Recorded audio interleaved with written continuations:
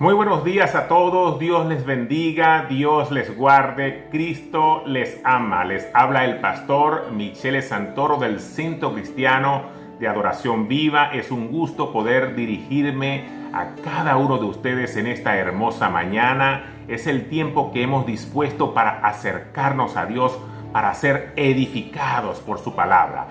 Y ruego al Padre que a través de este mensaje podamos ser fortalecidos en fe, que Dios traiga esperanza a cada una de sus vidas. Saludamos a todos los hermanos que nos escuchan, que hacen contacto con nosotros a través de las diferentes redes sociales, que quizás se encuentran también en otros países. Les bendecimos y deseamos que la gracia y el favor de Dios siga guardando y protegiendo sus vidas. Esta mañana estaré compartiendo con ustedes una porción de la Escritura que se encuentra en la carta del apóstol San Pablo a los Efesios en el capítulo 3, desde el versículo 14 en adelante. Y la palabra del Señor nos dice así: por esta causa doblo mis rodillas ante el Padre de nuestro Señor Jesucristo, de quien toma nombre toda familia en los cielos y en la tierra, para que os dé conforme a las riquezas de su gloria el ser fortalecidos con poder en el hombre interior por su espíritu, para que habite Cristo por la fe en vuestros corazones, a fin de que, arraigados y cimentados en amor, seáis plenamente capaces de comprender con todos los santos cuál sea la anchura, la longitud, la profundidad y la altura, y de conocer el amor de Cristo que excede todo conocimiento, para que seáis llenos de toda la plenitud de Dios. Mis amados hermanos, la carta a los Efesios es una de mis cartas favoritas de la Biblia. Es una carta que Pablo escribió desde la cárcel a una iglesia que él fundó, una iglesia que él adoctrinó y que él amaba mucho. Y me llama la atención que esta carta es una carta doctrinal, pero también es una carta que podemos practicar, que podemos poner en práctica en nuestra vida diaria. Los primeros capítulos dejan muy en claro los cimientos de la doctrina, pero luego habla de cómo practicar todo aquello que hemos sido enseñados por Dios.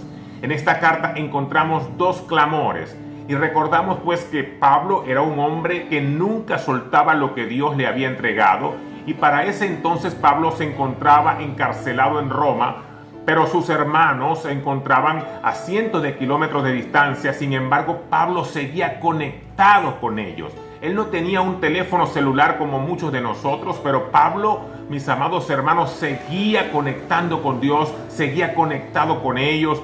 Él seguía hablando, mis amados hermanos, de sus hermanos, seguía intercediendo por ellos. Y es algo que a nosotros también nos debe de inspirar en la fe, porque a pesar de las pruebas, a pesar de todas las adversidades, no podemos descuidar nuestra comunión con Dios, no podemos aislarnos de perder nuestra comunión con nuestros hermanos. Y quiero decirles algo: estar enfermo no es pecado, pasar por una situación difícil no es pecado. Mis amados, es en esos momentos donde nosotros necesitamos acercarnos más a Dios, fortalecernos en Él, apoyarnos los unos a los otros, recurrir a la oración, y que quizás también otros también puedan orar por nosotros. Muchos hoy han cometido el error de pasar el sufrimiento, la desesperación de esos momentos difíciles en soledad. Pero yo quiero decirte algo en esta mañana. Tú tienes a un Dios que te ama, que está pendiente de ti. Tú tienes a una familia que te ama, tienes a unos hermanos en la fe, en la cual también puedes apoyarte, y ellos también te pueden ayudar. Quizás hoy tú te puedas sentir encerrado en tu propia casa como Pablo en aquella cárcel, pero Pablo tenía la firme convicción de que él no estaba solo. Él sabía de que Dios estaba con él para ayudarle, y todo lo que Dios permitiera en su vida sería para la gloria de su santo nombre. Y lo que me encanta de esta carta es que Pablo citaba lo que hacía por sus hermanos desde la prisión. Él decía: he orado por ustedes, estoy orando por ustedes, les recuerdo en cada una de mis oraciones. Mis amados hermanos, no dejemos de orar los unos por los otros. La oración eficaz del justo puede mucho.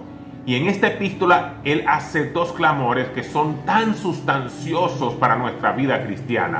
Y aunque me voy a centrar en uno de ellos, porque casi todos los puntos que quiero desarrollar están allí, están sumergidos allí, el otro clamor nos va a ayudar a aclarar algunos aspectos y para complementar el mensaje.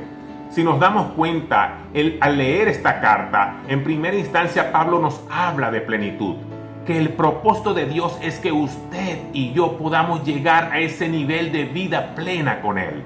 Hoy nos ha tocado escuchar a tantas personas que están pasando por situaciones difíciles, padecimientos. El trabajo pastoral se vuelve cada vez más intenso. Muchos no se imaginan las horas que se necesitan invertir en consejería para ministrar el corazón de tantas personas. Y al hacerlo, nos damos cuenta cuánto temor, cuánto miedo, cuánta angustia, depresión, desesperación, ansiedad está guardado, almacenado en esos corazones. Corazones llenos de incertidumbre, de falta de perdón.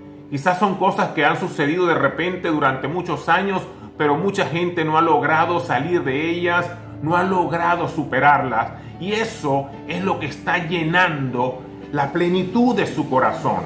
Pero en esta mañana el Señor nos está invitando a vaciar, a sacar todo eso que está dentro de nosotros para que nosotros podamos disfrutar de una vida plena en Él. Esa es la plenitud que el Señor nos ofrece, la plenitud de su amor en nuestra vida. Ahora, ¿qué significa esa palabra plenitud? Yo sé que quizás ustedes están burbujeando con esta palabra en su mente, pero la palabra plenitud viene del griego pleroma, que significa completo, lleno en su totalidad. Significa que ha sido completado, que tiene la completa realización del propósito divino. Y qué hermoso, mis amados hermanos, cuando uno puede decir, estoy pleno. Como profesional, alguien pudiera decir, estoy en la plenitud de mi carrera. Qué bueno que podamos sentirnos también plenos en nuestra vida familiar, en nuestra vida matrimonial. Pero no hay nada más maravilloso que nosotros podamos sentirnos plenos en Cristo Jesús. Estar completos en Él. Que nuestra alma esté satisfecha en Él. En esta porción de la Escritura que leímos, lo que nos dice a través de esta palabra el apóstol Pablo es que podemos llegar a experimentar como cristianos esa plenitud, que podamos estar llenos en su totalidad de la plenitud de Dios, sentir que Dios es lo que más anhelamos, lo que más nos satisface, que podamos trabajar para Él, que podamos esforzarnos por la causa de Jesucristo, para la gloria de su nombre. Que podamos disfrutar de todo lo que nosotros somos, lo que tenemos, lo que hacemos, todo lo que podemos llegar a hacer, pero con la satisfacción de que Dios lo llena todo. Y la pregunta que quizás muchos de nosotros nos podemos estar haciendo hoy es ¿cómo podemos alcanzar esa plenitud en Cristo Jesús? Y la carta del apóstol Pablo en los Efesios levanta lo que yo llamo su segunda oración, su segundo clamor en el capítulo 3, desde el versículo 14 hasta el versículo 20 que estuvimos leyendo. Y ese clamor incluye 5 aspectos de esta petición de Pablo, que esos 5 aspectos son los que yo quiero realmente que tú guardes en tu corazón, porque si los ponemos en práctica vamos a poder experimentar esa plenitud de Dios en nuestra vida. Cuando nosotros leemos cuando nosotros leemos, mis amados hermanos, el versículo 14 hasta el versículo 16, Pablo menciona al Padre, se refiere a Él como el Padre, Él está mencionando su paternidad. Y en ese capítulo 3, Él viene hablando del privilegio que Dios le ha dado de ser llamado por Él, de predicar el Evangelio a los gentiles. Pablo había recibido mucha oposición de los judíos, pero en este capítulo 3, él está hablando del pueblo de Dios, que son los judíos convertidos a Cristo, y del pueblo de Dios, que somos también los gentiles convertidos al Señor, y que juntos formamos lo que dice aquí la palabra, la familia de Dios. La familia de Dios. Y no como muchas personas dicen que nosotros, la iglesia, somos la Israel espiritual. No, hermanos. Nosotros no somos Israel. Nosotros, juntamente con ese pueblo que profesó nuestra fe, formamos lo que la Biblia dice que somos el pueblo de Dios, la familia de Dios en la fe. Y la primera petición que hace Pablo en este clamor es que os dé conforme a las riquezas de su gloria, el ser fortalecidos con poder en el hombre interior por su espíritu. ¿De qué nos está hablando Pablo? Nos está hablando de una dimensión de madurez, que podamos ser fortalecidos por dentro, que podamos ser fortalecidos espiritualmente. Cuando ustedes leen la carta de Pablo a los Corintios en el capítulo 3, nosotros podemos darnos cuenta que Pablo se expresa diciendo: cuando yo fui a vosotros, yo tuve que hablarles, yo no les pude hablar a ustedes como espirituales, les tuve que hablar como a carnales, como a niños en Cristo. Yo tuve que cambiar mi mensaje porque todavía no eran capaces de entender lo que yo les estaba diciendo. Me tocó irme hacia atrás, volver a los primeros rudimentos. Pablo estuvo hablando de la inmadurez de los corintios. Y Pablo da un detalle muy especial aquí en esta porción de la palabra, porque podemos ser nosotros fortalecidos en el hombre interior, pero no con cualquier cosa. No precisamente cuando se resuelven todos nuestros problemas, cuando están cubiertas todas nuestras necesidades, cuando estamos nosotros disfrutando de todos esos deleites temporales en este mundo. No, hermanos, esos son cosas efímeras que hoy la tenemos, mañana no la tenemos. Pero usted y yo podemos ser fortalecidos en el hombre interior conforme a las riquezas de su gloria. Y hablamos de riquezas y la gente se imagina en dinero, se imagina en posesiones. Pero Pablo les había hablado a los efesios en el capítulo 1. Le había hablado a ellos de todas estas riquezas. Son riquezas espirituales que proceden de Dios. ¿Y qué mayor riqueza que nosotros, los que hemos recibido a Cristo, entendemos que hemos sido escogidos por Él, aceptados por Él, que somos adoptados según el puro afecto de su voluntad? Pablo les hablaba que al recibir a Cristo fuimos sellados con el Espíritu Santo de la promesa. Y ese sello nos habla de que somos de Dios, de que le pertenecemos a Él. Y en esta mañana yo quiero recordarles lo que desde tiempos antiguos Dios le decía a su pueblo, y esta palabra también es para ti y para mí. Deuteronomio capítulo 26, en el versículo 18, la palabra del Señor nos dice: y Jehová ha declarado hoy que tú eres pueblo suyo, de su exclusiva posesión, como te lo ha prometido, para que guardes todos sus mandamientos. Qué hermosa palabra, qué hermosa promesa, qué hermoso saber que usted y yo, que pertenecemos a Cristo, que hemos rendido nuestra vida a Cristo, somos parte del pueblo de Dios y somos de su exclusiva posesión. Esas son las riquezas que Pablo les mencionaba a los efesios en esta carta, y que si queremos crecer nosotros verdaderamente en nuestro hombre interior, necesitamos estar conscientes de esta realidad espiritual.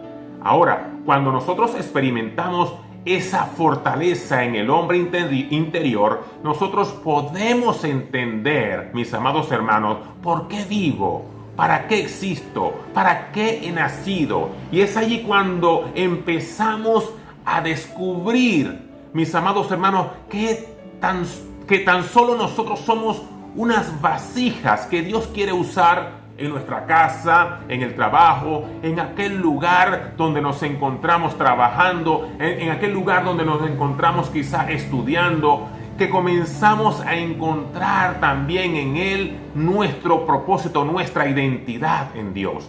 Y eso es lo que nos llena. No podemos disfrutar de lo que, mis amados hermanos, de lo que tenemos en Dios y pensar de que Dios es injusto con nosotros, sino que estamos conscientes, mis amados hermanos, de que Dios tiene lo mejor para nuestra vida y nos sentimos plenamente satisfechos en Él. Y aunque en algún momento de nuestra vida pudieran faltarnos algunas cosas, eso no se convierte en un peso, en una carga que nosotros no podamos sobrellevar.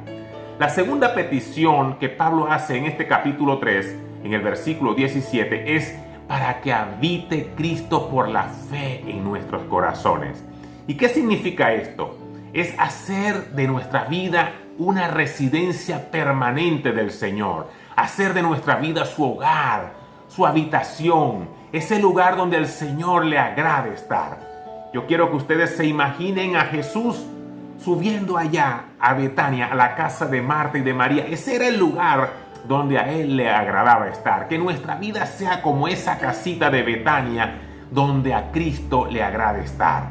Y esa plenitud realmente se alcanza cuando nosotros rendimos a Él nuestra vida por completo, cuando Cristo, mis amados hermanos, puede morar dentro de nosotros, cuando Cristo, mis amados hermanos, es el amo y el Señor de nuestra vida.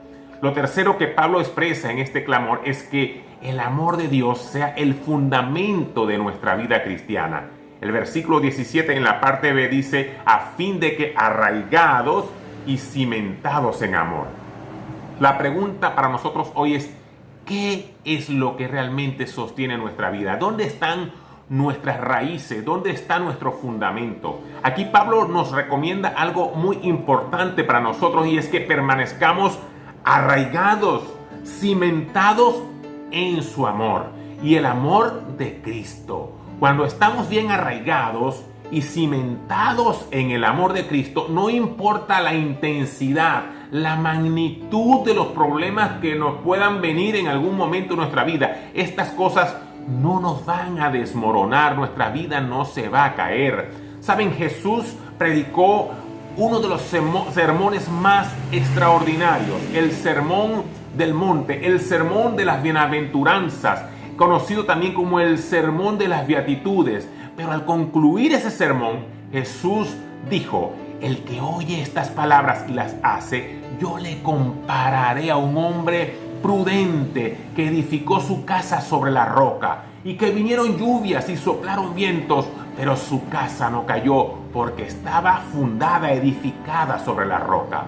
Si nuestra vida cristiana, si nuestra casa, si nuestra familia, si el matrimonio, si el trabajo, si todo lo que yo estoy haciendo en la iglesia, en el ministerio, no está fundado, no está edificado en el amor de Cristo, de nada serviría, mis amados hermanos, todo lo que estamos haciendo, porque tarde o temprano eso se va a desmoronar, eso se va a caer. Lo cuarto que Pablo destaca en esta porción de la Escritura es que podamos comprender y conocer el amor de Dios.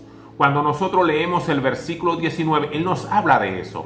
Y no tiene que ver tan solo con conocernos la Biblia de punta a punta. No se trata tan solo de conocer tan solo la palabra escrita, sino que podamos también conocer a Dios a través de cada una de las experiencias de nuestra vida. Es dejar que el amor de Cristo sea derramado en nuestros corazones. Porque no se trata, mis amados hermanos, de ser los sabelotodos, sino que el amor de Cristo gobierne, constriña nuestra vida. Porque si su amor no nos gobierna, de nada sirve, seríamos como una olla que resuena, no serviría para nada. Que yo pueda creerlo, sí, pero que también pueda experimentarlo diariamente en mi propia vida. Y cuando eso ocurre, nunca me compararé con otras personas. Nunca estaré diciendo por qué Dios ama a este más que a otro, me ama más que a mí. No, porque comprendemos que las dimensiones de ese amor de Dios, de la forma como Dios obra y trabaja, lo hace de diferentes maneras en la vida de cada ser humano. Y Pablo allí, en esta porción de la palabra, habla de la anchura de su amor, del amor de Cristo. Y esto nos habla de un amor inclusivo, que no hace discriminación de raza, ni de lengua, ni de clases sociales. Él habla de longitud, y eso habla de lo eterno de su amor. Como decía el profeta Jeremías, cuando él se expresaba diciendo, Jehová se manifestó a mí desde hace muchísimo tiempo, diciéndome, con amor eterno te he amado, por tanto te prolongué mi misericordia. Habla también de la profundidad de ese amor, y eso me da a entender de que es un amor inagotable. Es como un pozo de agua profundo donde tú sacas y sacas y sacas y nunca se acaba el agua. Y Dios nos está diciendo, mi amor es suficiente para ti todos los días de tu vida. En medio de esa situación que tú estás pasando, en medio de ese problema que estás atravesando, hoy Dios, su amor te alcanza. El amor de Dios es suficiente para ayudarte, para levantarte. Pablo también habla de lo alto de ese amor. Y es porque la estatura del amor de Cristo procede del cielo. No se trata del amor de una madre o de un padre o de un hermano, de un amigo que hoy están con nosotros, pero mañana no lo están. Porque se trata del amor de Dios, un amor que excede todo conocimiento. Y la Biblia nos dice que nada ni nadie nos podrá separar de ese amor. Es el perfecto amor de Dios. Y cuando ese perfecto amor de Dios gobierna nuestros corazones, echa fuera el temor de nuestra vida. Mis amados hermanos, la quinta característica que Pablo destaca en ese clamor es que él expresa en el versículo 20 y 21 lo siguiente: y aquel que es poderoso para hacer todas las cosas mucho más abundantemente de lo que pedimos o entendemos, según el poder que actúa en nosotros, a él sea gloria en la iglesia, en Cristo Jesús, por todas las edades, por los siglos de los siglos. Amén. Mis amados hermanos, lo podemos leer aquí. Si nosotros realmente queremos ser llenos de la plenitud de Dios, nosotros necesitamos tomar en cuenta estas 5 características, estos 5 aspectos del clamor de Pablo a los Efesios. Evaluar si nosotros realmente los estamos viviendo, si están presentes en nuestra propia vida. Si decidimos vivirlos y practicarlos cada día en nuestra vida, conoceremos la plenitud de Dios aún en medio de las dificultades y nos sentiremos satisfechos, completos en Él. Permítanme orar por cada uno de ustedes en esta mañana. Padre, te damos gracias por esta hermosa palabra que nos has regalado. Esa palabra que es viva y eficaz, que es más cortante que una espada de doble filo y que penetra en nuestros corazones, que produce cambios y transformación en la vida del ser humano. La he predicado, la he compartido desde la experiencia de poder conocerte, de comprender, oh Dios, lo que has hecho por mí, de todo lo que has hecho por nosotros, cómo nos cuidas, cómo nos proteges cada día, que a pesar de las luchas, que a pesar de las pruebas, Señor, de las adversidades, podemos entender que tú has estado allí, que no nos has dejado solos, que no nos has desamparado, que nada nos ha faltado. Tú has suplido para nuestras necesidades. Te pido en esta hora, oh Dios, por cada uno de tus hijos que escuchan este mensaje, para que ellos también puedan vivir y experimentar la plenitud de Dios en sus vidas. Manifiéstate a ellos, oh Dios, que puedan comprender y experimentar las dimensiones de tu inmenso amor.